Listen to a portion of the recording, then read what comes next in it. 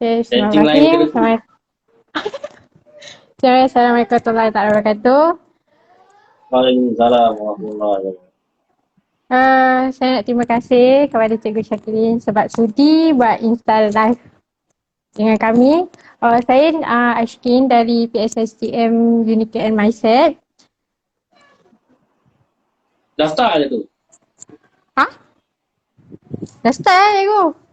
Saya lupa Cikgu. Tak, gelanggang tu daftar ada tu? Oh, dah Cikgu. Okay, Cikgu. Jadi, Cikgu sihat? Sihat. Hidup lagi. Alhamdulillah sihat. Okay, Cikgu. Untuk tajuk malam ni, tajuk kita ialah mutu pesilat. So, sebelum kita start, Cikgu boleh terang cerita sikit bila atas Cikgu. Ke ada yang tak kenal Cikgu lagi ke? Nak perkenalkan diri ke? Seberingkas lah Cikgu. Cakap santai tapi kena kenalkan diri juga. Okey. Saya Cikgu Muhammad Syakirin daripada Sawangan, wilayah Persekutuan Kuala Lumpur dan Putrajaya. Itu je lah. Okay, baiklah. Cikgu, so kita punya tajuk malam ni kan mutu pesilat. So kita dah tahu mutu tu maksud dia kualiti. Cikgu boleh bagi pendapat bagaimana seorang pesilat tu dikatakan bermutu. Boleh terangkan tak? Mutu Sami. Okey. Mutu ni kita tengok banyak dia punya perspektif lah. Dan sangat subjektif lah. Dia bergantung kepada boleh dikatakan individu tu, boleh dikatakan pada gelanggang tu, boleh dikatakan kepada daerah, negeri dan sebagainya lah. Sehingga kepada pertubuhan. Jadi kita nak cakap mutu ni dari segi individu.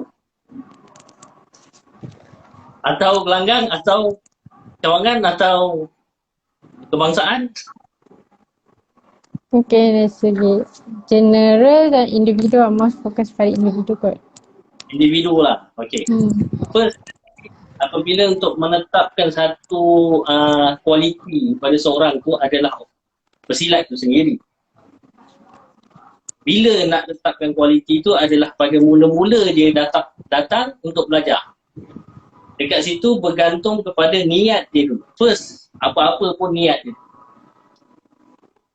Sebab niat ni akan membuktikan kesungguhan dia. Kalau dia niat untuk mencuba-cuba, jadi kualiti dia belajar tu sendiri pun hanya mencuba-cuba dan tidak bersungguh-sungguh. Nampak? Niat saja sudah membezakan. Okey. Kalau dia belajar datang dengan niat untuk membezakan silat A dengan silat B, dia takkan dapat sepenuhnya apa dalam silat. Mungkin bila dia kena ujian sikit dia apa semua, dia akan terreda.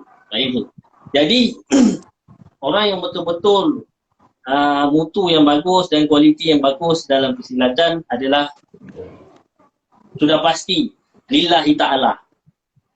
Jadi dia belajar tu hanya kerana Allah Ta'ala. Kerana sayangkan bangsanya. Kerana sayangkan silat itu sendiri. Jadi dia nak belajar setiap satu apa yang ada dalam silat itu sendiri untuk diwariskan kepada orang yang akan datang. Dia bukan belajar sekadar, okey aku belajar untuk ada objektif-objektif tertentu. Dia akan dapat juga objektif tu based on dia punya niat tu. Tapi kalau dia nak dapat keseluruhan silat tu, dia kena belajar semuanya. Setengah-setengah orang dia bersilat, dia nak yang ini, dia tak nak yang itu. Dia ada part-part yang dia nak. Okay, faham? Jadi whatever it is niat orang tu. Kalau orang tu rasa dia nak kejar bengkong atau kejar sandang, whatever kan, dia akan dapatlah benda tu. Tapi pengisian pada silat itu sendiri dalam diri dia, kualiti apa yang dia dapat itu tidak sepatutnya, maksudnya tidak menyeluruh pengetahuan dia. Contoh kalau dia nak bengkong, saya kata kalau awak nak bengkong, boleh dia tempah kat kedai mana-mana, ambil lah. Tapi adakah pengisian pada bengkong itu menjaminkan dia adalah setaraf dengan apa yang dia pakai. Begitu juga dengan sandang. Apabila dia menyandang sandang itu, adakah dia faham dengan apa yang disandangnya? Atau hanya kecam mengecam orang lain dan atau cemburu mencemburui orang lain dengan mengatakan orang tu lagi tinggi, orang ni hebat apa semua. Tapi pemahaman dia pasal tanggungjawab pada sandang tu, asal usul sandang tu tak ada. Jadi mutu dia, sebut mutu ni macam pelik lah, macam nama orang. Kualiti lah pada seorang pesilat itu adalah sedalam mana pemahaman seseorang pesilat itu tentang silat yang dia belajar itu sendiri. Kalau kita tengokkan dalam lambang gayung tu, kalau tengah-tengah kendi tu, ini kuning ya semua. Kalau kita tengokkan mulut buyung tu, mulut bekas air lah, macam-macam lah orang nak panggil kan. Tutup dia warna hitam. Ke dalam mana atau sebanyak mana kita seluk dalam tu, itulah yang kita dapat. Kalau secubit kita masukkan jari kita, secubitlah ilmu yang kita dapat. Kalau sedalam pangkal lengan, itulah kita dapat. Jadi bergantung pada niat seorang itu, usaha orang itu. Tapi ilmu ni Allah Ta'ala jaga.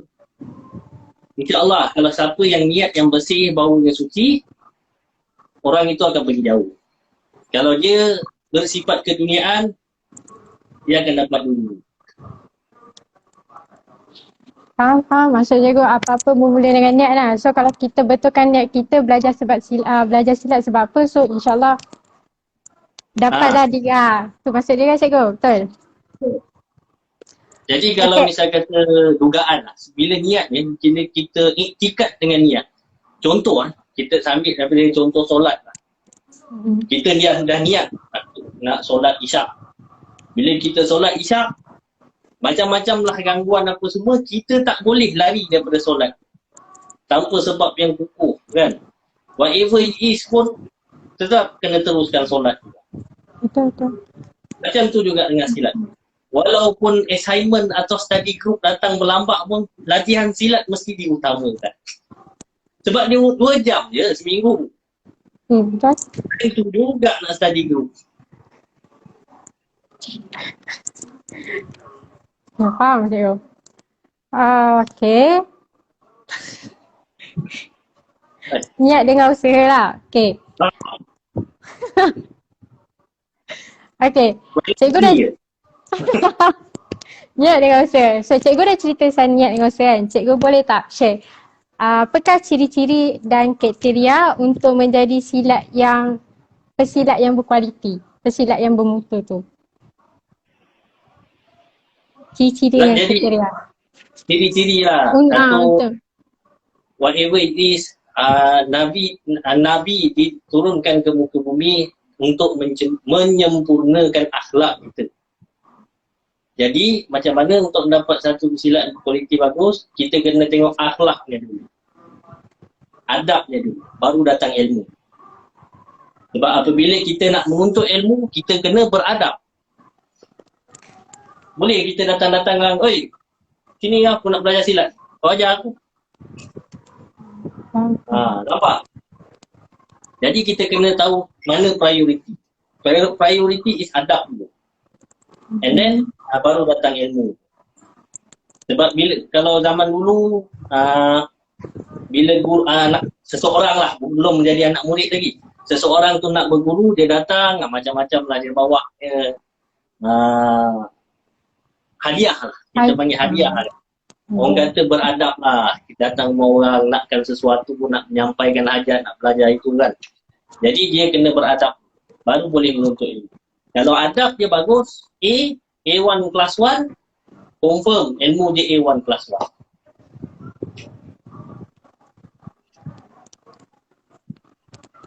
Okay, saya faham. Maksudnya ciri-ciri tu penting akhlak dan adab orang tu, baru ilmu tu diberkati dah.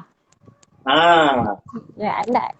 Okay, cikgu boleh tak cara untuk mempertekadkan mutu dalam diri pesilat tu. Mutu, kualiti dalam diri pesilat tu. Cara nak pentekadkan dia. Bersekutu bertambah mutu. Okey, baik. Cara je. Kaedah dia adalah amal ma'ruf nahi munkar. Benda ni semua ada dalam solat. Silat dan solat itu adalah konsep yang sama lah, konsep lah. Kan, amal ma'ruf nahi munkar. Di mana solat itu zahir silat itu adalah ukhuwah kita. Batin solat itu adalah hubungan kita dengan Allah. Faham? So, hablum minallah dengan hablum minannas kita kena jaga. Untuk meningkatkan kualiti dia. Hubungan dengan Jadi, Allah bila dan hubungan dengan kita. semakin berilmu seorang tu, dia semakin menunduk. Macam mana nak menjaga tawaduknya seorang tu bila berilmu? Dia kena beramal juga. Beramal soleh.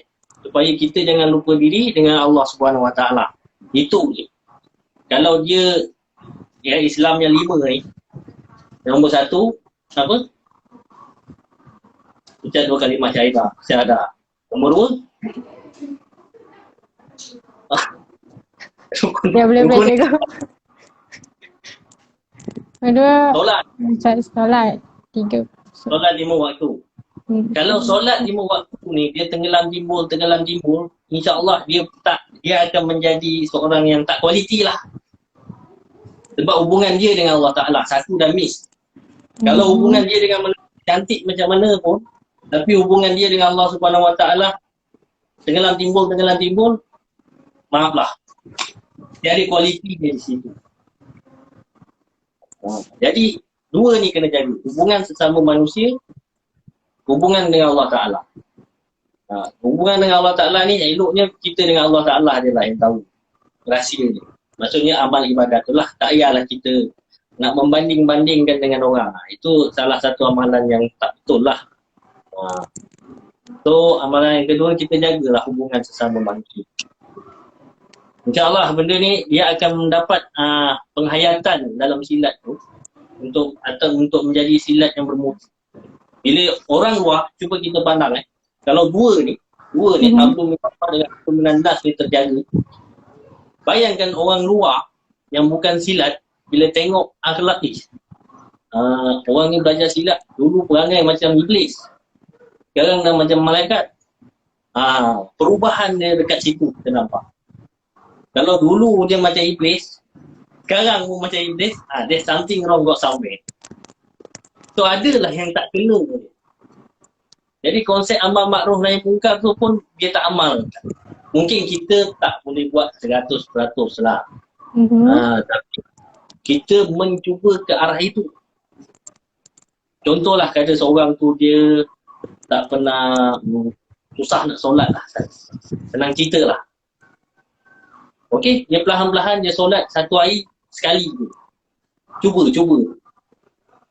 Lepas tu dah seminggu, minggu depan satu hari 2 kali pula. Jadi perubahan daripada tak baik kepada baik itu ada.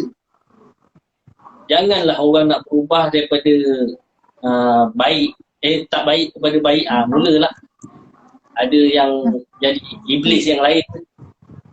Betul. Faham konsep dia tadi tu. Satu, amar makruf nahi munkar. Hablum minallah, hablum minannas.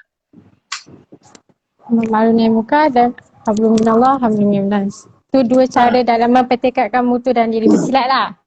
Okay. Yes.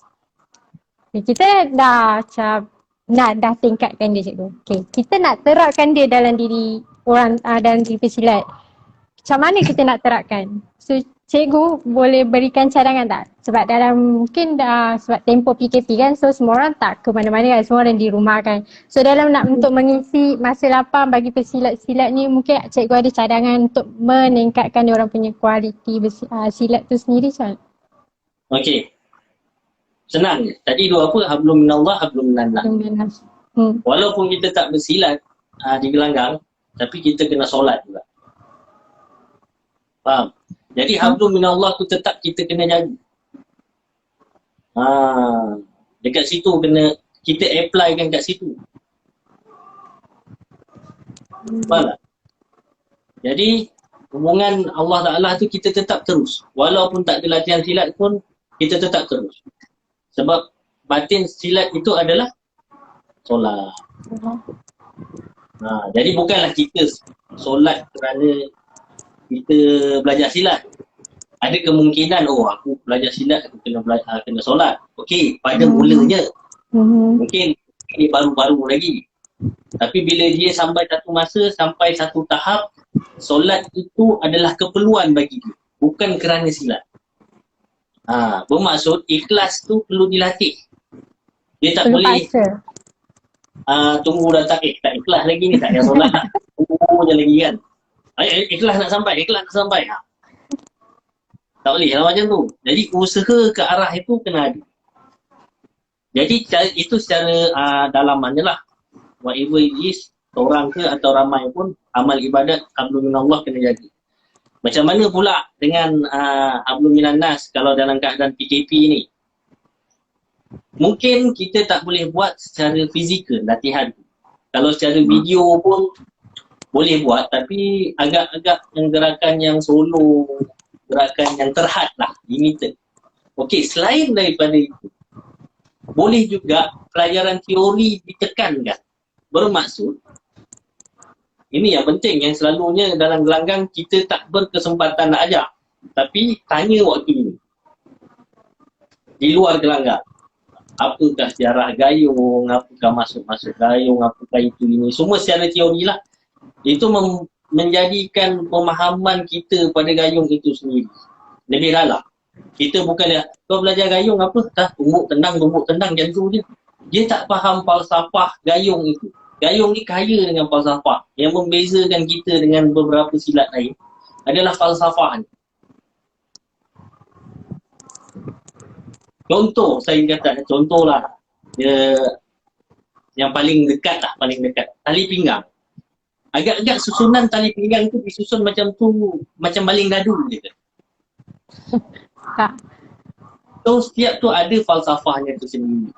So perkara-perkara tu yang kita kena tanya diri kita dan cuba kita korek keluar, dan bila kita tahu falsafah dia, kita makin sayang dengan silat.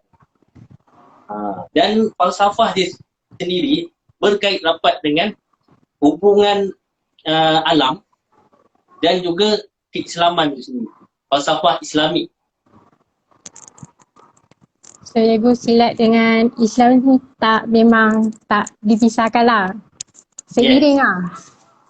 Ada yang mengatakan bangsa Melayu ni dulu ada sembah berhala lah. Tapi tidak dapat dibuktikan lah sebab kita tak ada patung-patung berhala yang besi Melayu kan. Dikatakan Melayu antara bangsa yang tak pernah menyembah berhala. Jadi hubungan bila Islam tu datang, terus terima Islam. Kita tak ada bergaduh-gaduh macam kat Arab sana kan. Ada zaman jahiliyah apa semua. Dan kita terus terima je dengan seadanya.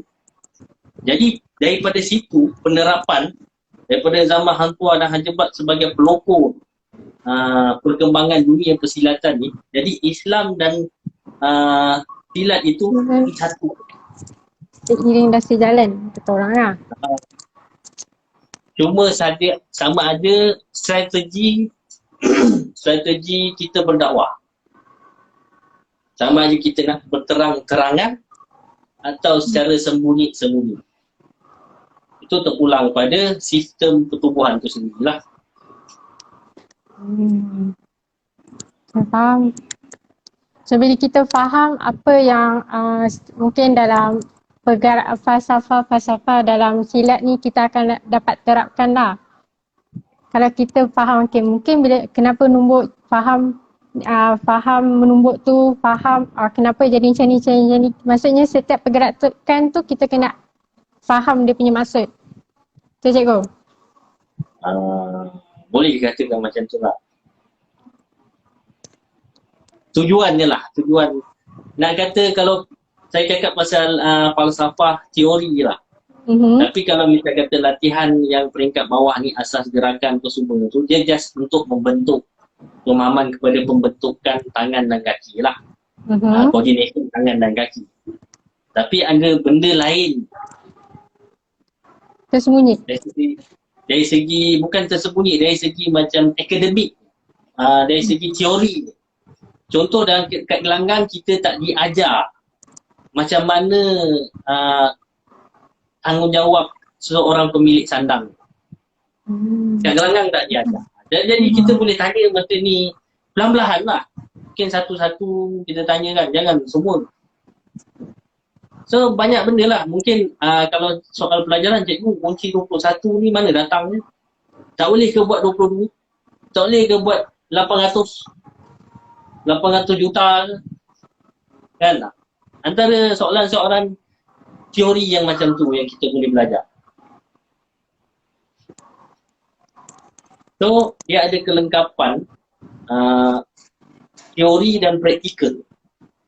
Pemahaman teori dalam silat seni gayung dan pemahaman praktikal dalam silat seni gayung. Angguk-angguk faham ni tak? Ya, saya faham cikgu. Jadi kena pair kan. So, kita nak ajar teori dalam gelanggang memang tak sempat. Betul. Jadi, berbalik kepada mutu atau kualiti pesilat tu, bayangkan dia hanya tahu praktikal tu saja. Tahu teori. Atau mana atau lusuh. Bayangkan kalau dia seiring naik. Yang mana lebih berkualiti, bermutu, bersekutu, bertambah mutu. Bersekutu betul. Seiring lah praktikal dengan teori tu. Lagi bermutu lah dia. Boleh tukar tak berkualiti. Mutu ni macam Saya akan tukar lah kualiti tu. Okey. Okey, baiklah. Cikgu boleh bagi pandangan tak mengenai pesilat sekarang?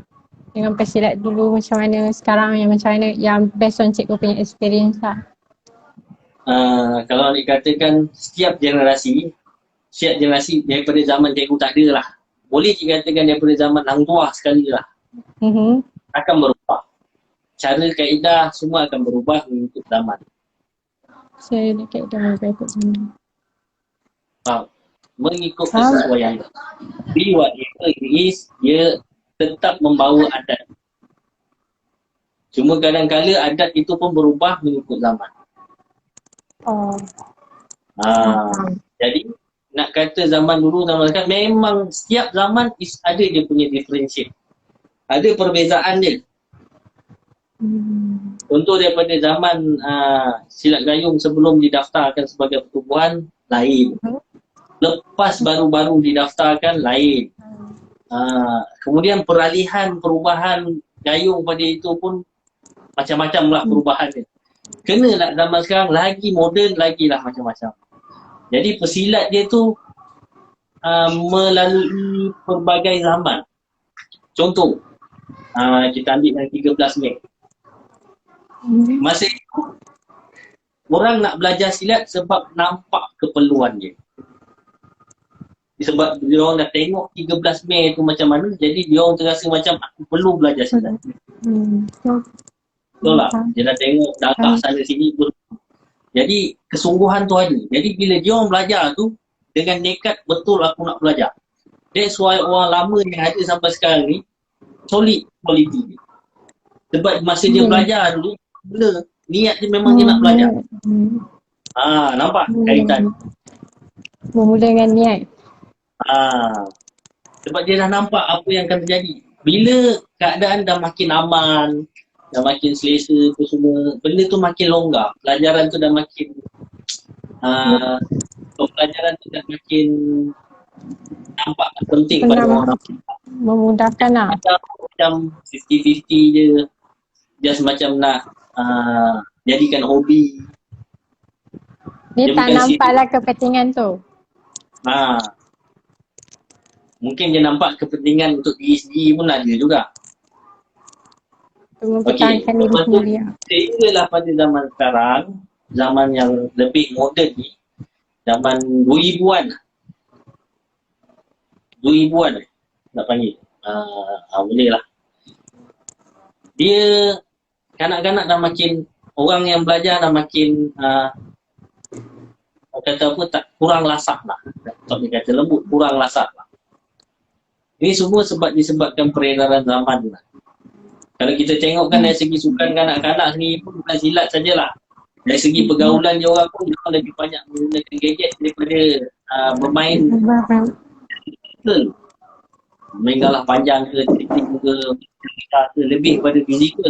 Orang tu kan terjun lah, tangkap ikan pakai kan. Tapi sekarang ni semua on gadget. Jadi menyebabkan orang sekarang, tapi more on fizikal dia kurang. Daripada segi ketahanan diri itu kurang. Jadi kita kena sesuaikan keadaan pembelajaran tu dengan mereka pula. Tak boleh pula nak keras-keras sangat. Dah keras sangat kan besok semua dah lain. Jadi orang yang sekarang ni tak bolehlah membandingkan aku macam ni, aku dulu macam ni. Itu dulu. Tapi cabaran yang ada pada hari ini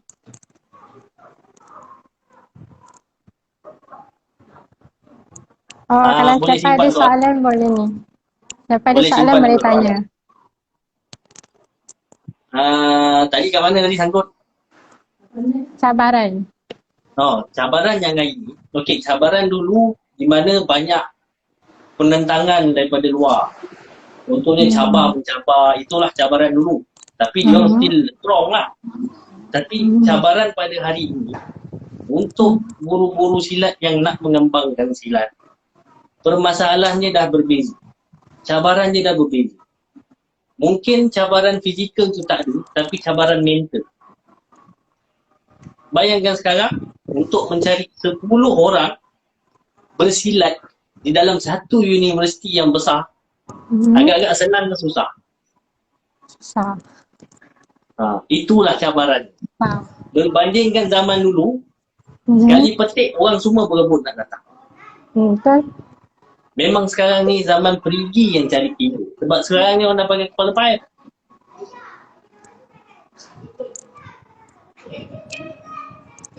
Jadi kita kena ikut peredaran zaman. Jadi dari segi kualiti dia memang tak sama dengan kualiti orang. Tapi percayalah, kalau guru tu bagus,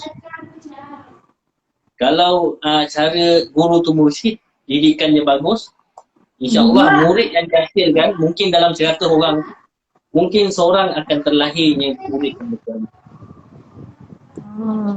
Faham. Tapi bergantung pada guru dia juga. Macam kalau guru dia ajar satu pun masalah juga. Faham.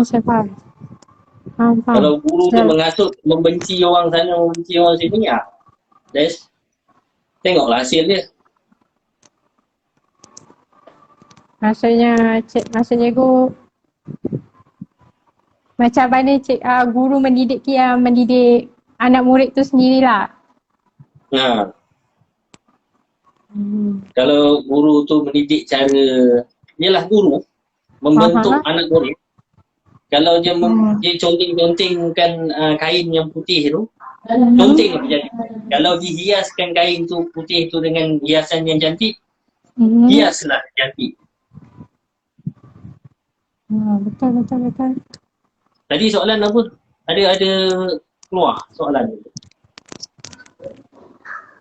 Soalan yang tadi ada orang tanya, berkongsi pandangan, perlukah seorang pesilat perhatian? Okey, perlukah? Kalau beliau tu kan, saya tak tahu batin yang dimaksudkan tu batin apa. Tadi saya huraikan sini. Ada banyak fahaman batin. Contoh, yang biasa kita gunakan ma'af zahir dan batin. Apa maksud ma'af zahir dan batin tu? Zahir dan batin. Batin yang bacaan tu semua tu. Tapi kalau silat, kita tak boleh belajar tenaga batin. Macam-macam persepsi. Tapi bila kita kata ma'af zahir batin, tak ada pula orang nak mengeluarkan persepsi. Jadi batin yang dimasukkan tu apa? Jadi ada beberapa maksud batin lah yang kita gunakan dalam istilah. Satu perkara yang tak nampak. Sama ada secara rohani ataupun lebih dekat kepada rohani. Dalaman. Dalaman. Rohani lah. Okey. Dua. Batin yang cuba disampaikan adalah batin yang berkhodam. Berpendamping. Payah pula sebut. Berdamping. Ini yang menggunakan pendamping lah. Ini antara faham, ada antara beberapa fahaman lah. Yang ketiga, batin yang menyebabkan amalan dalaman.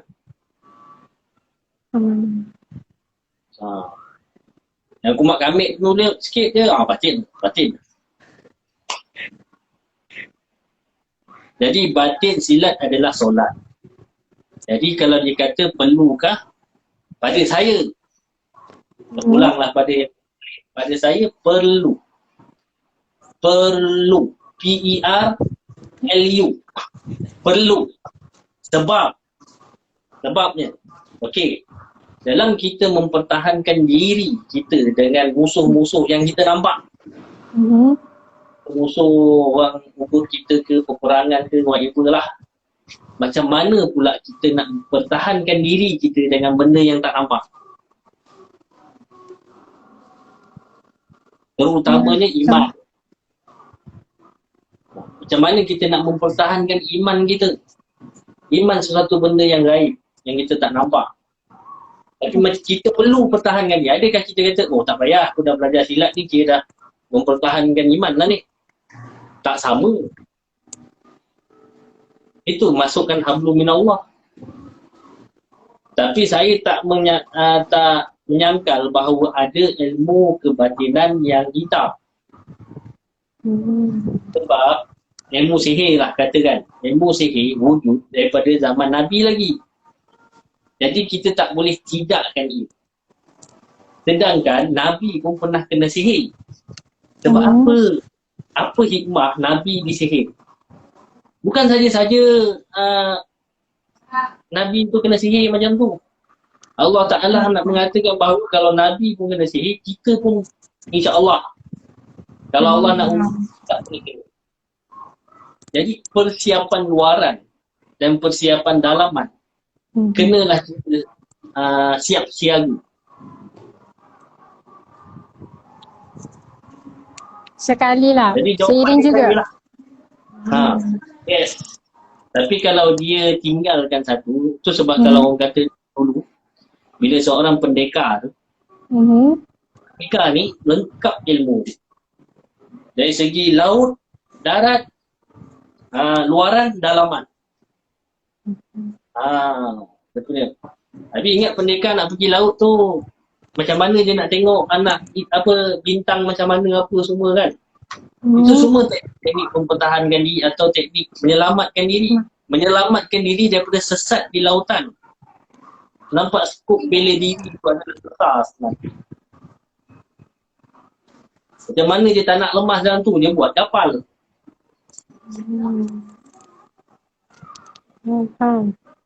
Jadi kalau orang dulu panggil, pendekar.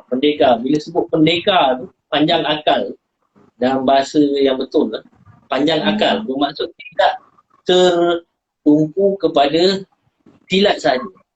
Lebih kepada overall kehidupan.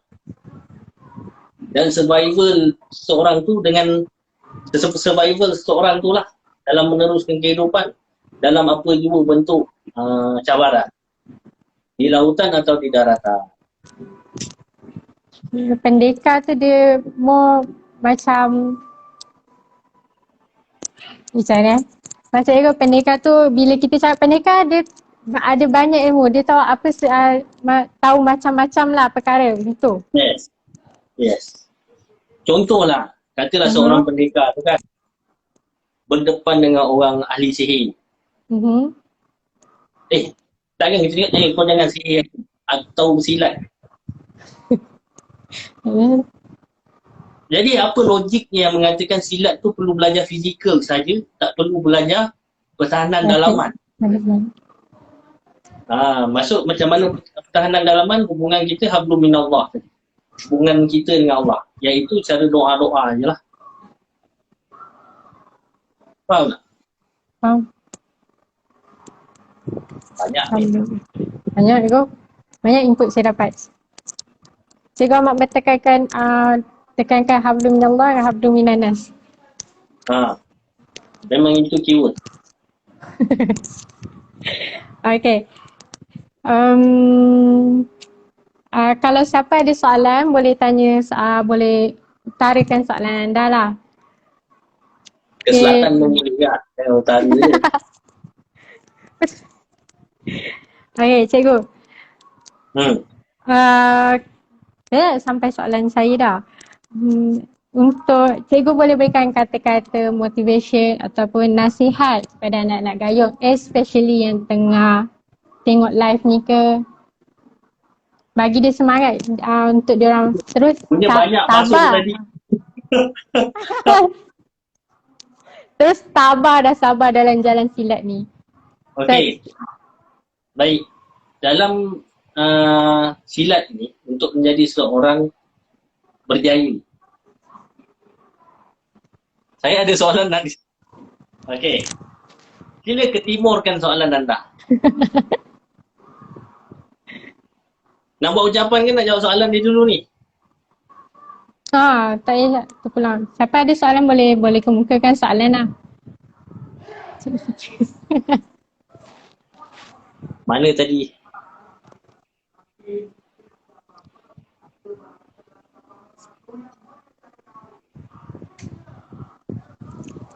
Saya perlukan semangat. Boleh jumpa dengan Parlimen Hitam lagi satu.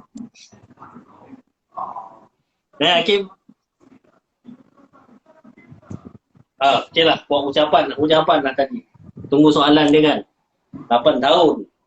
Okey, baik. Dalam silat seni gayung ni, pelajarannya amatlah panjang. Dan amatlah lama dan macam-macam cabaran yang akan dilalui. Ingat, innallaha ma'as sabirin. Allah bersama orang-orang yang sabar. Jadi dalam kita menuntut ilmu, kita tak boleh nak cepat. Kita tak boleh belajar tumbuk pindah tali 100 tahun. Sebab apa? Mesti ada sesuatu kelemahan yang ataupun yang perlu dibetulkan dari pihak pesilat itu sendiri. Jadi dia kena betulkan, tengok diri dia dulu sendiri. Jangan salahkan orang yang mengajar pula. Jadi dia belajar tu perlukan kesabaran. Kadang-kadang permasalahan kita bila jelah peringkat asas. Daripada peringkat mulus dengan peringkat orang putih ni, kadang-kadang silibus dia agak membosankan lah. Sebab tumpuk tenang, tak rasa challenging lah. Tapi di situlah kesabaran seseorang itu diuji. Bila dia lepas step-step itu, dah dia boleh bertahan. Dia tak cepat bosan. Dia terima je. Orang-orang bagi apa benda yang sama pun dia terima je. Dia redha. Dia ada redha dalam hati dia. Maka dia akan mendapat sesuatu yang lebih daripada itu. Allah akan gantikan dengan sesuatu yang lebih bernilai daripada. Dia sabar lagi, dia dapat. Dia sabar lagi, dia dapat lagi. Tapi kalau dia tak sabar, bosanlah. Belajar asyik tumbuk pindah tali je kan. Balik lah. Bagi silat lain 3 bulan dah habis. Jadi kesabaran tu sangatlah penting. Tapi kadang-kadang Allah menapis juga orang-orang yang macam ni dengan kesabaran. Kalau seseorang itu tak sabar, dia dah tahu orang ni tak berkualiti, dia dah siap tepi. Bukan rezeki dia di situ.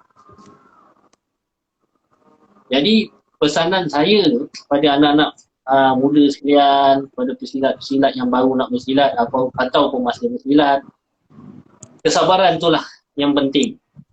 Dan jangan lupa berdoa. Doalah. Allahumma inni as'aluka ilman nafi'ah wa rizqan wasi'ah wa amalan mutakabbala. Kita minta ilmu yang bermanfaat. Kita minta rezeki yang luas. Rezeki yang luas tu ilmu pun salah satu rezeki. Dan kita minta amalan yang kita buat tu diterima Allah Ta'ala. Yang apa ni? Sabar dan doa. Yang apa ni? Saya keparakan. Jika maka dengan itu sesungguhnya pengekalan mutu kualiti kata pesilat amat dititik berat untuk memenangi pesilat yang rasa dirinya bermutu.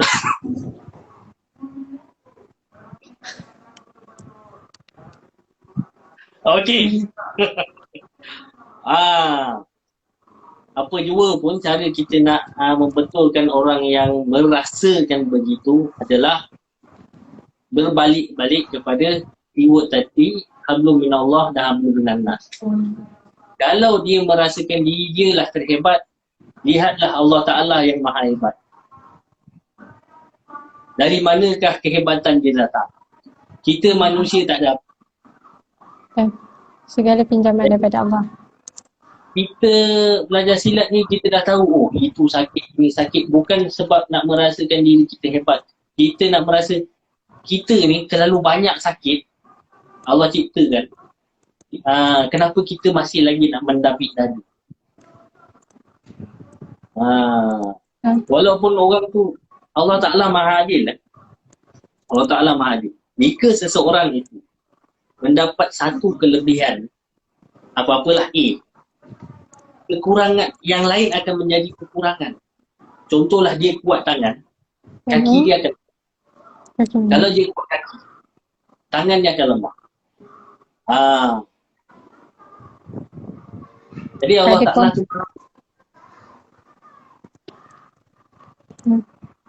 kalau seseorang tu merasakan dia terpantas lah kata, contohlah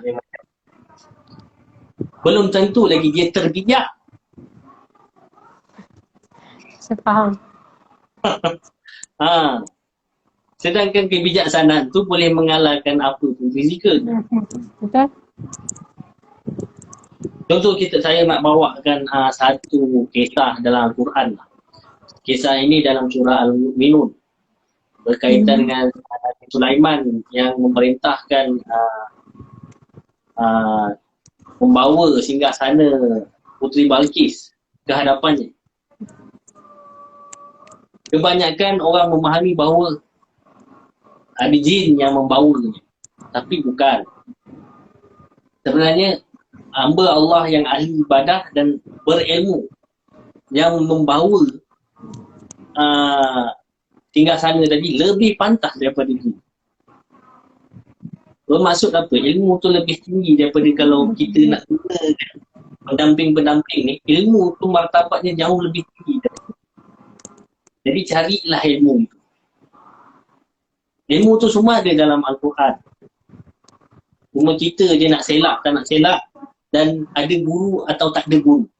Jadi carilah guru. Sebab guru tu kena bersanad. Dia tak boleh kita main baca-baca Quran, kita pakailah. Tak boleh. Sebab kita kena memahami dulu ayat tu macam mana. Faham tak?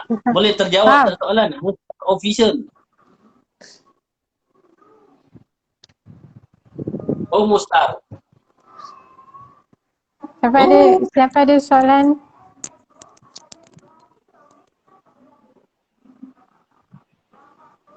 Itu.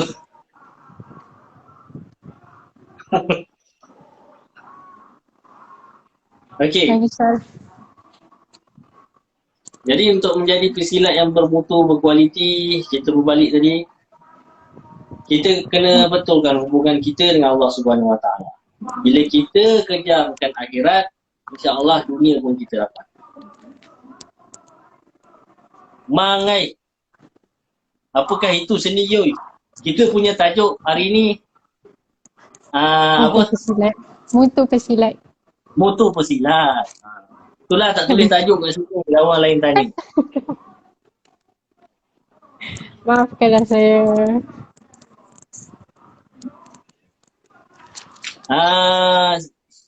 Syazku. Sebelum boleh saya tahu tak anda sekarang di tahap peringkat mana? Maksud saya tali pinggangnya atau bengkungnya.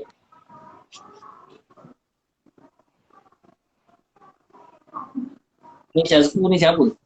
Dah mindset? Bukan. Sure. Tak kenal aku.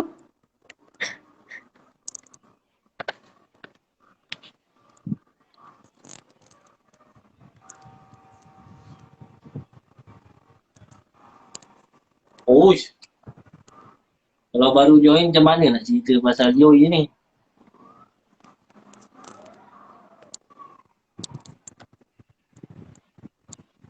Tol Pakar, selamat datang.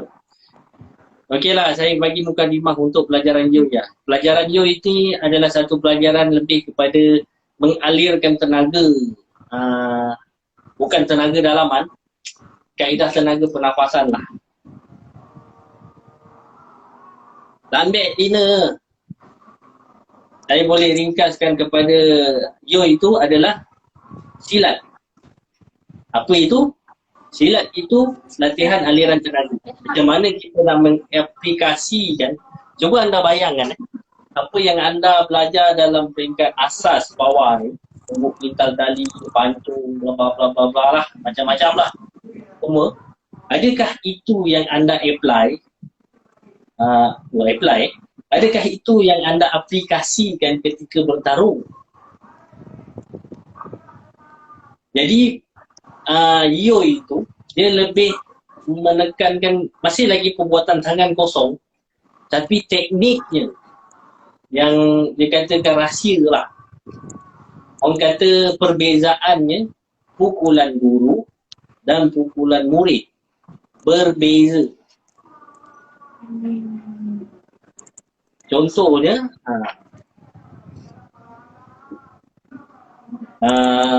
pukulan murid tu daripada, kalau kita tengok kan daripada apa lah apply, daripada rusuk. Kalau kita belajar dulu mula-mula kan, daripada rusuk tumbuk pindah tali tu bla bla bla lah. Tapi bila pukulan guru tu dalam keadaan sejengkal sekalipun, dia memberikan satu impact yang besar. Itulah pelajaran dulu. Itu sikit je. Kalau tak boleh nak cerita banyak.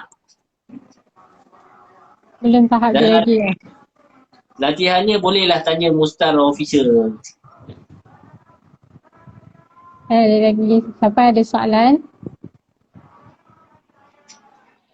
Budak-budak mindset tak nak tanya. Masih tolonglah tanya. Dia jenis on telefon dia letak tepi je. Lepas tu dia mempan. Ada cikgu. Apa yang lebih sikit ni? Oh, hangat. Masuk. Selamat datang. Soalan yang... Okey, bagus. Soalan yang serius. Hashtag 1. Okey. Okey, silakan.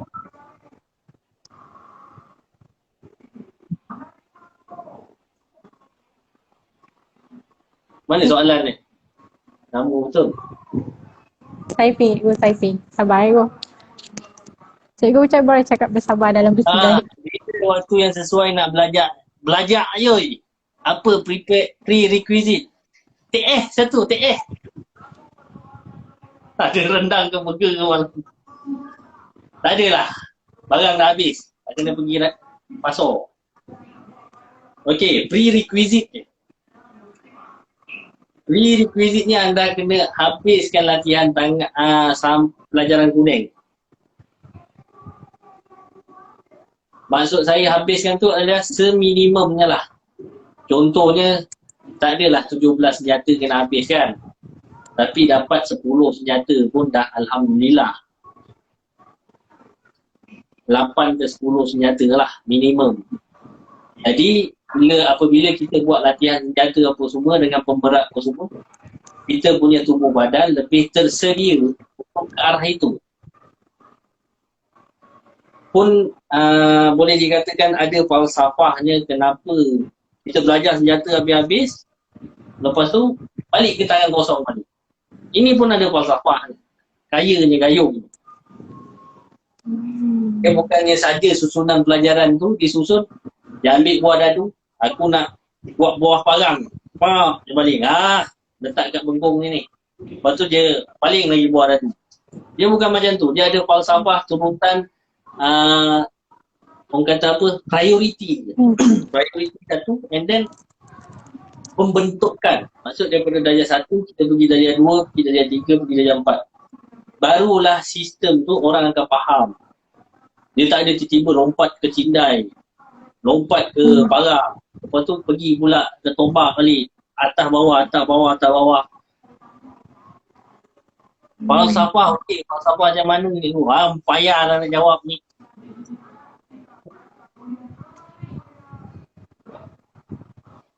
Cikgu, ada malam orang, kita kualiti. ada orang tanya, apa pendapat cikgu dengan pesilat yang tak nak naik ujian bengkung? Ia ada dua lah. Saya bagi dua kriteria. Satu, dia tidak bersedia. Dia sedar dia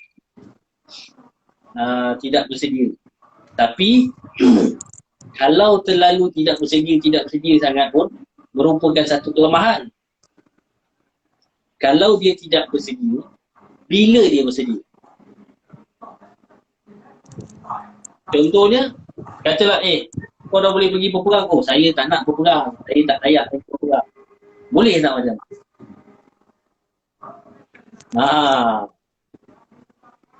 Sampai satu tahap bila guru dia dah suruh kau kena ambil ujian dah ni. Takkan sampai mati kau nak duduk situ je. Senang kita tak. Kenapa nak ambil diploma ke degree? Belajar je lah saya final exam. Kenapa?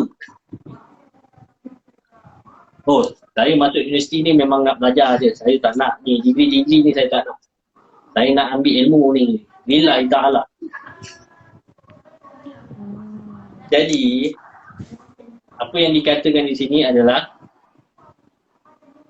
macam saya tak nak naik. Apa yang cuba kita sampai ke sini adalah kita belajar sampai satu masa kita perlu naik disebabkan untuk melihat kemajuan diri. Maksudnya bukan untuk diri kita saja, untuk orang keliling. Supaya orang keliling menjadi inspirasi kepada kita. Terbalik. Orang keliling menjadi inspirasi terhadap kita. Maksud dia tengok, dia dah naik bengkung, aku pun nak naik juga. Menjadikan kita idola, inspirasi untuk dia orang bersemangat lagi naik bengkung lah. Macam tu ke je? Tak ada apa soalan. So saya boleh buat conclusion untuk menutup lah cikgu. Sukalah. Okay. Saya cakap maksudnya di sini mutu pesilat tu sebenarnya bergantung pada niat. Tu hablum minallah dan hablum minanas. Lepas tu dalam silat ni kita kena banyak bersabar dan banyak usaha. Bagi pendapat saya dalam silat ni, silat ni sebenarnya yang kesakitan tu lagi orang rasa kemanisan dia lah. Orang rasa pure. Pulang pada individu memahami macam mana. Kan, ada yang boleh terima kesakitan, ada yang tak boleh terima. Ada yang boleh terima kecaman, ada yang tak boleh. Saya faham. Macam cikgu cakap tadi lah. Lepas pulang rezeki masing-masing.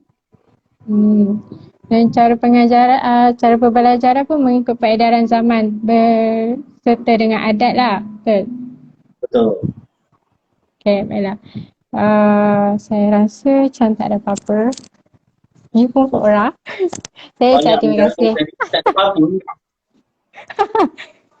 Kemutar apa ni? Berbuih aku mencarut tadi. Tak ada apa-apa dia tadi. Bukan saya cakap cikgu je. Tak, saya rasa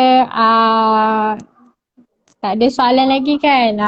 Saya dah buat conclusion lah. Saya first time buat Insta live dengan cikgu lagi tu. Dah lama dah tu tak jumpa cikgu. Masalahnya yang budak mindset lain tu tak adalah nak sampuk-sampuk sikit, tolong bagi soalan ke apa ke. Kejam. Dia ada. Ini orang macam ni besok kawan mati tanam sendiri lah. Mungkin dia orang, Waalaikumsalam. Siapa mungkin ni? lain dia orang pun tak clear cikgu. Ha? Mungkin lain pun tak berapa nak clear kot. Okay. Saya kasih. Okay, baiklah. Saya ucapkan terima kasih kepada cikgu sebab sudi meluangkan masa dan juga ilmu untuk share kepada kami. So, saya harap cikgu sentiasa Payment. diberi. Ha? Payment. Yang tepi ya cikgu. Itu bukan cikgu Dadi dengan cikgu Syera ke?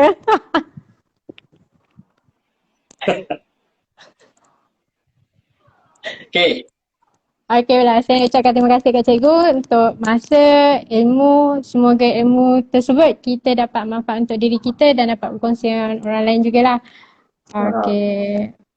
Jadi, fikirlah sedalam-dalam ni. Jangan memberi alasan study group lagi. Maupun assignment. Maupun final exam. Walaupun bekerja. Susunlah masa. Masa tu boleh disusun. Percayalah. Kalau lepas baik orang yang dah ada anak bini apa semua pun boleh susun masa. Ini kan pula student. Ini kan pula yang hidup bujang bekerja. Hui. Kalau tak ada masa. Betul. Bergantung Satu pada lagu diri you. sendirilah. Corona kau. Depends kalau orang tu sama nak atau tak nak je. Betul tak cikgu? Baiklah, saya rasa sampai di situ. Sampai di sini saja. Okay. Hai, terima kasih cikgu. Terima kasih. Okay, Assalamualaikum. Waalaikumsalam. Okay guys, thanks for watching.